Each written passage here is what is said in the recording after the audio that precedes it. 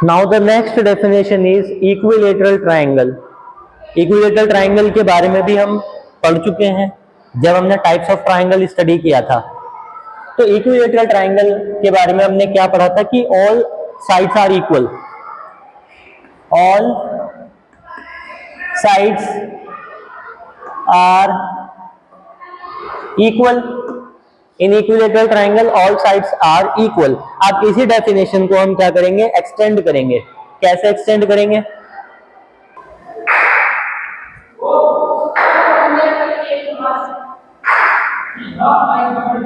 से this is an equilateral triangle ABC. अगर ये इक्विलेटरल ट्रायंगल है तो तीनों साइड इक्वल होंगी, ए बी बीसी के इक्वल होगा और AC तीनों ही साइड इक्वल होंगी।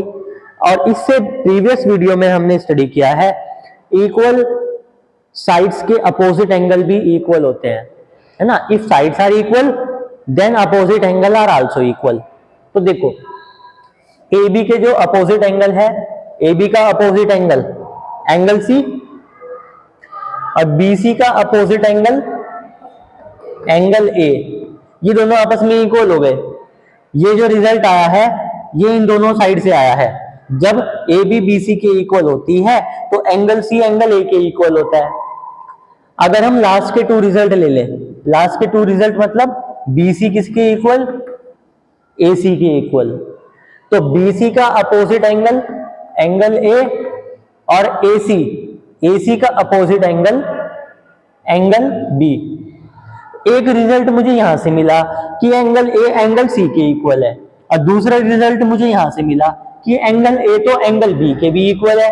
मतलब एंगल A की वैल्यू एंगल B के भी इक्वल है, एंगल C के भी इक्वल है। इसका मतलब ये तीनों एंगल आपस में इक्वल हो गए। It means all angles of an equilateral triangle of an equilateral triangle are equal। तो इक्विलेटरल ट्रायंगल में तीनों ही एंगल आपस में क्या होते हैं, इक्वल होते हैं। अब एक एग्जांपल ले लेते हैं, एग्जांपल से आपको क्लियर हो जाएगा कि how they are equal to each other. और हम एक चीज और कैलकुलेट कर सकते हैं, हम ये भी कैलकुलेट कर सकते हैं कि इक्विलेटरल ट्रायंगल के तीनों एंगल कितने डिग्री के होते हैं। कैसे? देखो अभी आपने क्या लिखा है यहां पर स्टेटमेंट कि all angles are equal in equilateral triangle. तो आप तीनों एंगल को x डिग्री मान लो क्योंकि तीनों एंगल कैसे हैं, इक्वल है। मान लीजिए कि एंगल A इक्वल है एंगल B और वो इक्वल है एंगल C और तीनों कितने डिग्री के हैं, x डिग्री।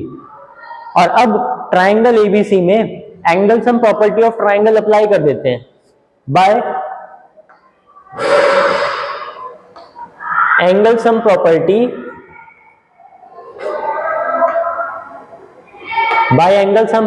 Of triangle. क्या कहती है प्रॉपर्टी? प्रॉपर्टी कहती है ट्रायंगल के तीनों इंटीरियर एंगल्स का सम 180 डिग्री होता है।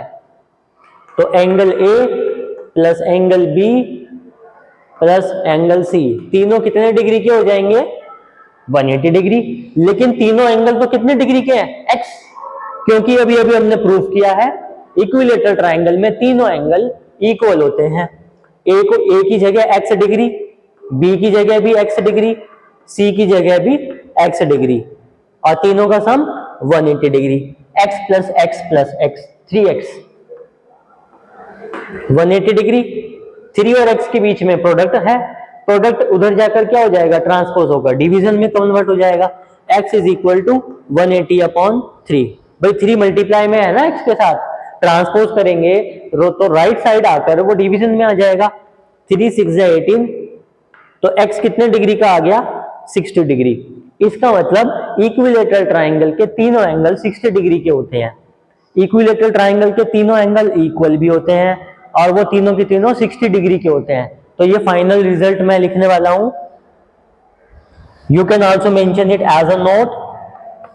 All angles all angles of an equilateral triangle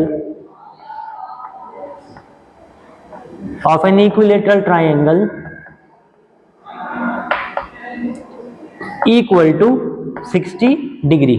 got it.